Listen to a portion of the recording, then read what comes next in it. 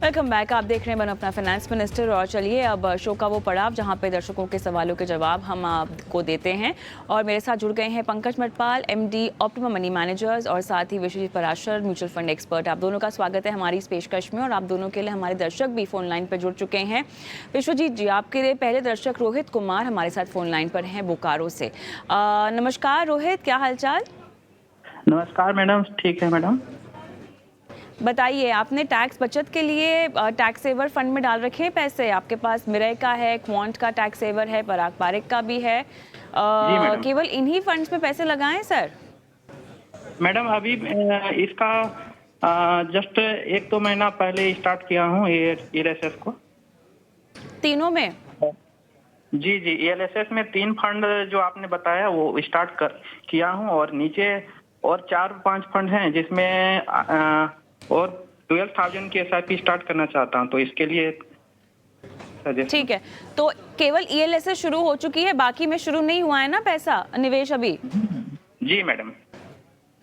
चलिए ठीक है, तो बाकी के में आपको क्या करना चाहिए बताते हैं। और साथ ही क्या 3 टैक्स सेवर फंड्स पोर्टफोलियो में रखने से आपकी बचत क्या ज़्यादा हो जाएगी, ये भी समझते हैं। विश्वजीत जी, छूट तो 1.5 लाख की ही मिलती है ELSS में अगर आप निवेश करते हैं, और इन्होंने तीनों ही अच्छे टैक्स सेवर फंड अपने पोर्टफोलियो में डाल रखे हैं। तो बताइए, 3 की ज़रूरत है? 1 महीने पहले ही कहा कि इन्होंने शुरू किया है निवेश। ये सबसे पहले तो इन्होंने शुरुआत करी है, ये बहुत अच्छी बात है कि वो अपना हाँ बिल्कुल। टैक्स सेविंग का भी प्लानिंग कर रहे हैं और आगे चल के एसआईपीज़ भी बढ़ाना चाहते हैं। तो रोहित कुमार जी, बहुत अच्छी शुरुआत है। 3 ईएलएसएस फंड्स की आवश्यकता नहीं है। मेरे ख्याल में 2 आपने सारे तीनों ही फंड काफ़ी अच्छे चुने हैं, तो 2 फंड्स को आप कंटिन्यू कर सकते हैं। और ज़्यादा फंड लेने से ऐसा नहीं है, जैसे कविता जी बिल्कुल ठीक कह रही थी कि ज़्यादा रिटर्न मिल जाएगी या फिर ज़्यादा लाभ में टैक्स में मिलेगा। तो 1.5 लाख तक का ही अंडर सेक्शन 80C का आपको लाभ मिलेगा। जो आपने बाकी एक पोर्टफोलियो प्रपोज किया है, उसमें मैं देख रहा था कि 3 स्मॉल कैप फंड्स हैं। तो थोड़ा-सा उसकी वजह से ओवरऑल पोर्टफोलियो जो है, थोड़ा रिस्की हो जाता है। स्मॉल कैप फंड्स में काफ़ी अच्छी रिटर्न्स आई हैं, तो ऐसा बहुत लोगों को लगता है कि मैं एग्रेसिव निवेशक हूँ, तो मैं ज़्यादा स्मॉल कैप ले लूँ, तो ज़्यादा अच्छी रिटर्न आएगी।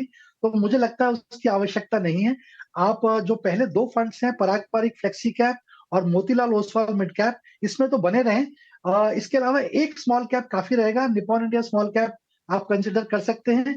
जो बाकी 2 स्मॉल कैप हैं, उसकी जगह मैं आपको सलाह दूँगा कि आप पराग पारिक फ्लेक्सी कैप फंड जिसमें आप निवेशित हैं, वो करें, या फिर HDFC large and mid cap fund, एक और कैटेगरी को ऐड करें, ताकि आपका पोर्टफोलियो में ओवरऑल जो डाइवर्सिफिकेशन है, वो बढ़ जाएगा और रिस्क भी कम हो जाएगा। तो मेरे हिसाब से ये चारों पाँचों फंड्स जो आपने कंसिडर किए हैं, इसमें थोड़ा-सा बदलाव कर लें। एक लार्ज कैप जो आपने पराग पारिक फ्लेक्सी कैप लिया है, वो भी लार्ज कैप जैसा ही है। HDFC large and mid cap fund, इसमें भी लार्ज कैप काफ़ी हद तक होता है, थोड़ा-सा मिड कैप का भी पोर्शन होता है, 35% ओवरऑल मिड कैप में होता है। तो में देखेंगे कि ओवरऑल पोर्टफोलियो डाइवर्सिफाई हो जाएगा। और आपने ₹20,000 अगर हम जोड़ें, आपने करीब 8,000 ईएलएसएस में निवेश कर रहे हैं और 12,000 और निवेश करना चाहते हैं, तो 20,000 रोहित कुमार जी, 20 साल में अगर हम 12% का सीएजीआर लेके चलें, तो 1,84,00,000 हो जाएगा। लेकिन अगर आप हर साल 10% एनुअलाइज़ इंक्रीज़ करेंगे, तो यही पोर्टफोलियो, यही कॉर्पस 3,97,00,000 यानी करीब-करीब 4 करोड़ का हो जाएगा। तो मेरी सलाह आपको यही है कि हर साल एनुअल 10% अपना ये एसआईपीज़ बढ़ाते रहें, इंक्रीमेंट करते रहें, एक बड़ा कॉर्पस बन जाएगा और आप उससे आपके जितने भी फाइनेंशियल गोल्स हैं, काफ़ी हद तक अचीव हो पाएँ। तो अच्छी शुरुआत।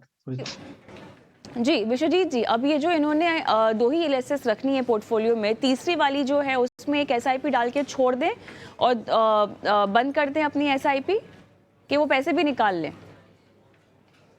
देखिए, 1 साल से पहले अगर एसआईपी बंद कर दें तो एग्ज़िट लोड लगने का चांसेस है। तो ये साल कंटिन्यू रखें, अगले साल उसमें बदलाव किया जा सकता है।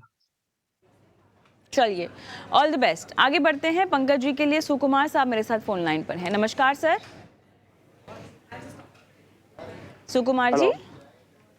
हाँ जी सर, नमस्कार। आपकी आवाज़ मुझे आ रही है सर, क्या हाल-चाल? ठीक है मैडम। बताइए, क्या सवाल है आपका?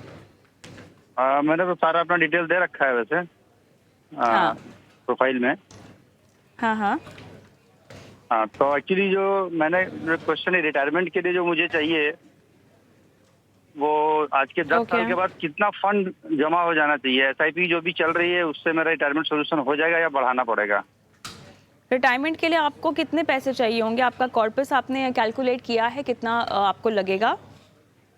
मेरा ये है कि 60,000 के आसपास पर मंथ चाहिए फ्रॉम द एज ऑफ 60 से 15 साल आगे के लिए। आपने 2 फाइनेंशियल प्लानर्स अपने लिए रखे हुए हैं, तो हाँ, जी मैडम। आपको तो बहुत सारे फंड्स दे दिए हैं उन्होंने, हैं? नहीं, लास्ट टाइम अगस्त में मैंने आपसे बात किया था तो उस टाइम पे मेरे पास हाँ, 24 हाँ। फंड थे, तो उसको फिर अभी मिनिमाइज करके 14 पे ले आया है, धीरे धीरे और कम करेंगे। सुकुमार जी, चलिए 10 फंड तो आपने कम किए, ये जान के मुझे अच्छा लगा, लेकिन अभी 14 बहुत ज़्यादा हैं और आप तो फाइनेंशियल एडवाइजर्स के मामले में भी ओवर डिवर्सिफाइड हैं, यही मैं कहूँगी। खैर, पंकज जी के पास मैं जाती हूँ। पंकज जी बताइए, इनके तो गोल्स भी हैं और 2025 से 27 के बीच में इनको 20 लाख रुपए चाहिए, बेटे की MBA की पढ़ाई का खर्च है और 60,000 रुपये हर महीना 15 साल के बाद ये चाहते हैं रिटायरमेंट के तौर पे उनको मिलता रहे। अब बताइए, 24 फंड्स थे ये कह रहे हैं पिछले साल अगस्त तक इनके पोर्टफोलियो में, ठीक है, अब वो कम होकर 14 हुए हैं। मेरे को लगता है और फिल्टर आउट करना होगा। बिल्कुल कविता जी, सबसे बड़ी बात तो ये है कि आपकी सलाह मानकर व्यूअर हाँ, ने, इन्वेस्टर ने 24 में से 14 फंड कर दिए हैं। ये बहुत ही खुशी की बिल्कुल। बात है, लेकिन बिल्कुल हाँ, जैसा आप कह रही हैं, अभी भी गुंजाइश है कि आपको यहाँ पर फंड्स और कम करने चाहिए। तो सुकुमार जी, मैं आपको कुछ राय जरूर दूंगा इस पर भी। एक एक करके बात करते हैं। पहले जो आपने कहा कि आप इन्वेस्टमेंट कर रहे हैं और 60 इयर्स की एज के बाद 15 साल के लिए आपको पेंशन मिलनी चाहिए 60,000 के आसपास। तो शायद आप बात करें कि 60,000 इस वक्त पर जो 60,000 है, तो फ्यूचर की बात करें तो डेफिनेटली अगर हम 6-7% का इन्फ्लेशन लेकर चले, तो आपको 60,000 नहीं बल्कि 1 लाख रुपए की या उससे भी ज्यादा जरूरत पड़ेगी 60 इयर्स की एज में। और एज बढ़ती जाएगी, उसके साथ-साथ आपको और भी ज्यादा जरूरत पड़ेगी। तो मैंने कैलकुलेशन की, यदि 15 साल के लिए इन्फ्लेशन एडजस्टेड आपको चाहिए तो करीब 2 करोड़ रुपए आपके पास होने चाहिए 60 इयर्स की एज में। और जो आप इन्वेस्टमेंट कर रहे हैं इस वक्त पर, और जितना आपने इन्वेस्टमेंट कर लिया है, उसको हम देखें तो आप इतना पैसे इकट्ठा कर सकते हैं। और बल्कि आपके 2 गोल्स हैं, आपने जो बच्चे के एजुकेशन की बात की है उसके लिए भी और आपके रिटायरमेंट के लिए भी, सब मिलाकर ये पूरा हो सकता है। लेकिन फिर भी मैं कहूंगा कि आपको इन्वेस्टमेंट बढ़ाना चाहिए। उसकी वजह ये है कि मुझे नहीं मालूम आपने 15 साल क्यों चुना है, लेकिन लाइफ एक्सपेक्टेंसी बढ़ती जा रही है और हम उम्मीद करते हैं आप 100 साल जिएंगे। तो थोड़ा और बढ़ाएंगे तो आपको और भी आसानी होगी कि आगे के समय के लिए आपके पास पैसा अवेलेबल होगा। तो ये थोड़ा-सा आप ध्यान रखिए।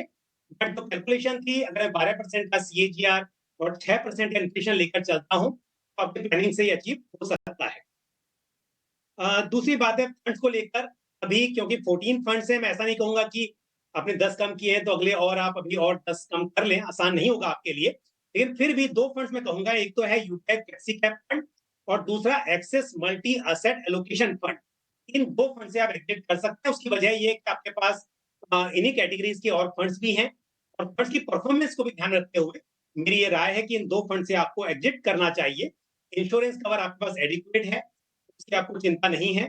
तो ये 2 फंड्स को कम करें और बाकी जो 85,000 रुपीस की एसआईपी आप कर रहे हैं, इन 2 फंड्स का जो पैसा है उसे भी आप बाकी के जो आपके पास में large and mid cap fund हैं, उसमें आप इन्वेस्ट कर लें, वो बेहतर होगा। काफ़ी विस्तार से मेरे ख्याल से आपको सलाह दी है पंकज जी ने, और ऑल द बेस्ट आपके इन्वेस्टमेंट्स के लिए। बोरो साहब असम से मेरे साथ फोन लाइन पर हैं। नमस्कार मैम। नमस्कार सर, कैसे हैं आप? ठीक हूँ मैम।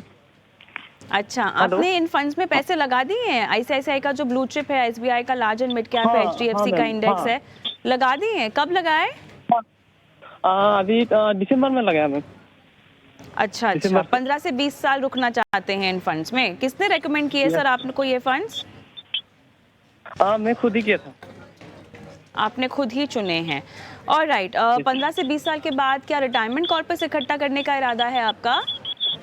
नहीं मैम, ऐसा तो कोई गोल नहीं है, बस मैक्सिमम वेल्थ क्रिएशन। हाँ। अच्छा, कोई फाइनेंशियल रिस्पॉन्सिबिलिटी, कोई फाइनेंशियल गोल जो आपको पूरा करना हो, ऐसा कुछ है? नहीं, ऐसा तो कुछ नहीं है। अच्छा, ऑलराइट, चलिए तो फंड्स पर सलाह आपको दिलवाते हैं। और मेरे साथ विश्वजीत जी, मेरे ख्याल से आपको ये सवाल मिला है, जी बताइए। बोरो जी ने जो निवेश किया हुआ है, चारों फंड्स काफी अच्छे चुने हुए हैं।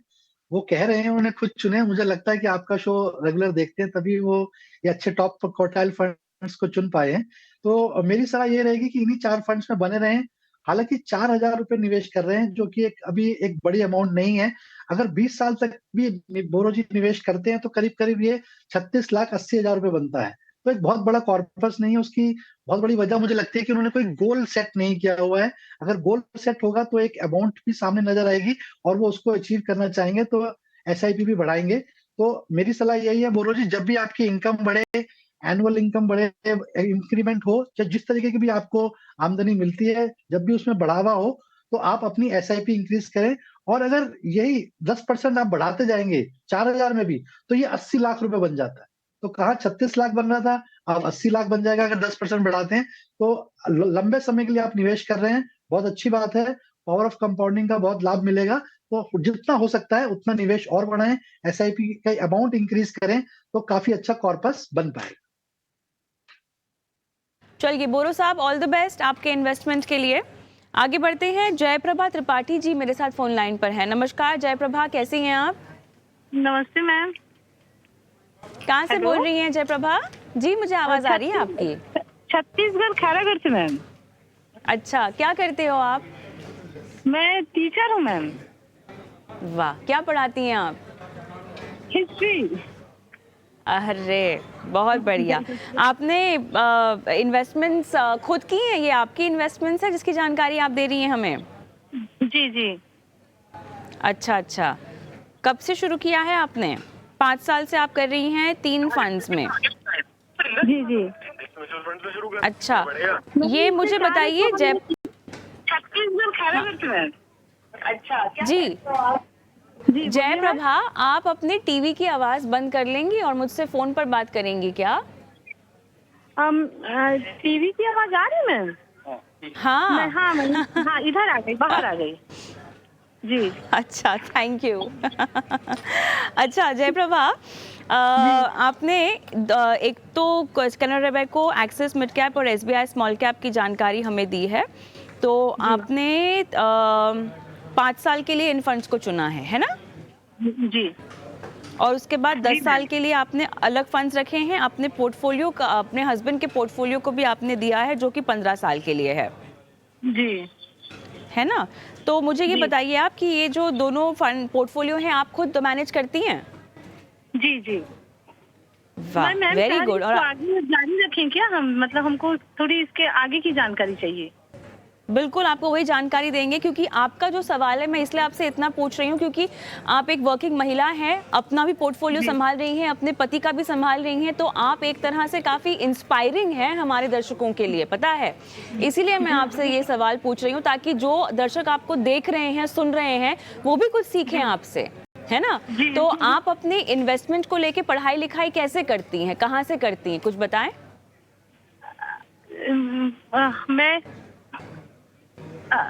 मैं आपका शो भी तो देखती हूँ मैम, और एजुकेशन से भी मतलब पीएचडी हूँ मैं, डॉक्टरेट हूँ मैं हिस्ट्री में। अरे वाह, वेरी गुड। बहुत बहुत धन्यवाद। आप लगातार हमारा शो देखती हैं और खुद भी मेहनत कर रही हैं। मैं चाहती हूँ कि हमारा शो और चैनल भी आप देखें और आपके साथ साथ आसपास जितनी महिलाएं हैं उनको भी बढ़ावा दें। बहरहाल बहुत समय नहीं लूंगी अब मैं। पंकज जी, आपके पास आती हूँ, बताइए। जयप्रभा जी, बहुत बधाई आपको। और खुशी की बात है, जैसा कविता जी भी कह रही हैं, कि आप अपना भी इन्वेस्टमेंट देख रही हैं, साथ में अपने हस्बैंड का इन्वेस्टमेंट भी आप मैनेज कर रही हैं और फंड्स का चुनाव भी आपने अच्छा किया है। आपने भी बताया कि 3 गोल हैं, 5 साल के बाद में, 10 साल के बाद और फिर 15 साल। और 5 साल के बाद आपको चाहिए 20 लाख और दूसरा 10 साल के बाद में 40 लाख। और फिर आपके हस्बैंड का जो पोर्टफोलियो है 15 ईयर्स का है। बस एक बदलाव मैं जरूर कहूंगा कि देखिए 5 साल वाला जो पोर्टफोलियो, वहां पर आपके पास स्मॉल कैप फंड भी है। स्मॉल कैप में अगर हम छोटी अवधि की बात करें तो रिस्क ज्यादा होता है, क्योंकि उतार चढ़ाव की संभावना रहती है और गिरावट आई तो फिर रिकवरी के लिए टाइम लग सकता है। तो मैं कहूंगा कि आपके पास में जो स्मॉल कैप फंड है, SBI small cap fund 5 years वाले पोर्टफोलियो में, उसे आप मिड कैप में अगर स्विच करें तो ये बेहतर होगा। फंड खराब नहीं है, बट 5 साल के हिसाब से सूटेबल नहीं है, तो आपको उसे रिप्लेस करना चाहिए।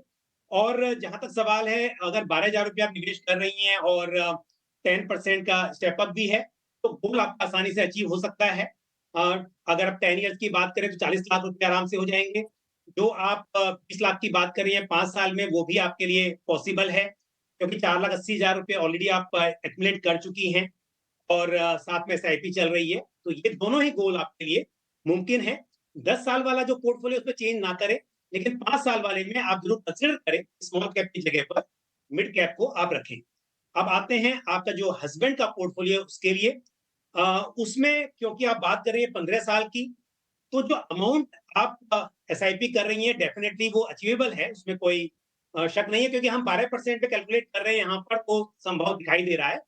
पर फिर भी कहूँगा कि वहाँ पर आपके पास स्मॉल कैप एक्सपोज़र बहुत कम है। तो यहाँ आपको स्मॉल कैप में एक्सपोज़र बढ़ाना चाहिए, 15 साल की बात हो रही है और आपके पास फ्लेक्सी कैप फंड है, वहाँ से थोड़ा कम करें एक्सपोज़र को, और जो स्मॉल कैप है वहाँ पर आप बढ़ा लें। ये मेरे हिसाब से मिड कैप में बढ़ाएँ, स्मॉल कैप में बढ़ाएँ और फ्लेक्सी कैप में थोड़ा कम करें, ये बेहतर होगा। तो थोड़ा-सा बदलाव करना है पोर्टफोलियो में, बाकी जो अमाउंट है वो सफिशिएंट है, क्योंकि आप ये भी कह रही हैं साथ में स्टेप अप भी कर रही हैं, तो गोल आपके अचीव हो जाएँगे इस प्लानिंग से।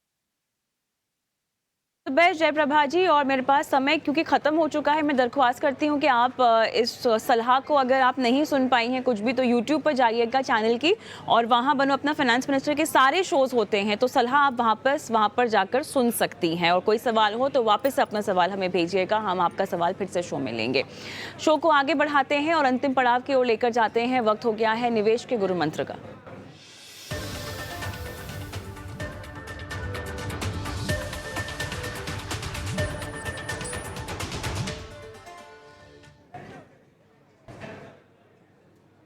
पंकज जी बताइए, आपका आज का निवेश का गुरु मंत्र क्या होगा दर्शकों के लिए? बिल्कुल, देखिए आज का निवेश का गुरु मंत्र मेरा है इम्पल्सिव बाइंग को लेकर। अक्सर चाहे आप कोई गैजेट बाय कर रहे हो, हाउस होल्ड प्रोडक्ट बाय कर रहे हो या फिर इन्वेस्टमेंट प्रोडक्ट बाय कर रहे हो, कभी भी इम्पल्सिव बाइंग नहीं होनी चाहिए। आप अगर कोई गैजेट ले रहे हो या फिर हाउस होल्ड आइटम है, तो जरूर देखें कि जरूरत कितनी है उसकी और क्या वो सूट करता है आपके बजट को या नहीं, तभी आप डिसाइड करें। और इसी तरह से इन्वेस्टमेंट में भी ये जरूरी है कि आपके फाइनेंशियल गोल्स के हिसाब से वो सुटेबल है कि नहीं। किसी एजेंट ने, सेल्स पर्सन ने आपको बेचा है, इसके लिए आपको इन्वेस्टमेंट नहीं करना है, आपके गोल्स के साथ वो अलाइन होना चाहिए, ये बहुत ही इंपॉर्टेंट है। राइट, काफ़ी महत्वपूर्ण गुरु मंत्र। विश्वजीत जी बताइए, आपका गुरु मंत्र क्या है आज का? कविता जी, जैसे पंकज जी कह रहे थे कि इम्पल्सिव इन्वेस्टमेंट नहीं होनी चाहिए, तो अभी बहुत सारे निवेशकों का पोर्टफोलियो देखते हैं तो अभी भी काफी हद तक स्मॉल कैप उनके पोर्टफोलियो में ज्यादा है, एलोकेशन बहुत ज्यादा है, क्योंकि स्मॉल कैप में एक रैली रही है, काफी अच्छे रिटर्न्स आए हैं, तो कई निवेशकों को लगता है कि मैं बहुत एग्रेसिव निवेशक हूं, तो मुझे सारा पोर्टफोलियो स्मॉल कैप में ही बना देना चाहिए। तो मेरी यही सलाह है, मार्केट सिनेरियो को देखते हुए आपके पोर्टफोलियो में adequate amount of large cap funds भी होने चाहिए, वो स्टेबिलिटी भी देते हैं, और चाहे आप कितने भी एग्रेसिव निवेशक हों, 40 से 50% आप लार्ज कैप फंड्स को अपने पोर्टफोलियो में रख सकते हैं। इससे अच्छे रिटर्न्स भी आएंगे और ओवरऑल रिस्क भी आपके पोर्टफोलियो में कम हो जाएगा। ऑलराइट, चलिए तो सोच समझकर अपना पोर्टफोलियो बनाइए। बहुत ज़्यादा जोखिम लेने का मतलब ये नहीं है कि आपको बहुत ज़्यादा मुनाफा मिलेगा उससे। बहुत बहुत धन्यवाद पंकज जी आपका, विश्वजीत जी आपका, समय निकाला और दर्शकों का मार्गदर्शन किया। और इसी के साथ बनो अपना फाइनेंस मिनिस्टर में आज मुझे भी इजाज़त दें, लेकिन मैं जाते जाते आपको छोड़ जा रही हूँ हमारे व्हाट्सएप नंबर के साथ, जहाँ पर आपको अपने सवाल आप जैसे भेजते आए हैं वैसे भेजने हैं। सोशल मीडिया पर अगर हमें देखते हैं तो यूट्यूब पर अपने सवाल ज़रूर भेजिए, क्योंकि यूट्यूब पर बहुत सारे दर्शक हमें फॉलो करते हैं, देखते हैं, तो अपने सवाल कमेंट बॉक्स में डालिए ताकि आपके सवालों को हम शो में शामिल करें और आपकी लाइव फाइनेंशियल प्लानिंग कराएं। दीजिए इजाजत, नमस्कार।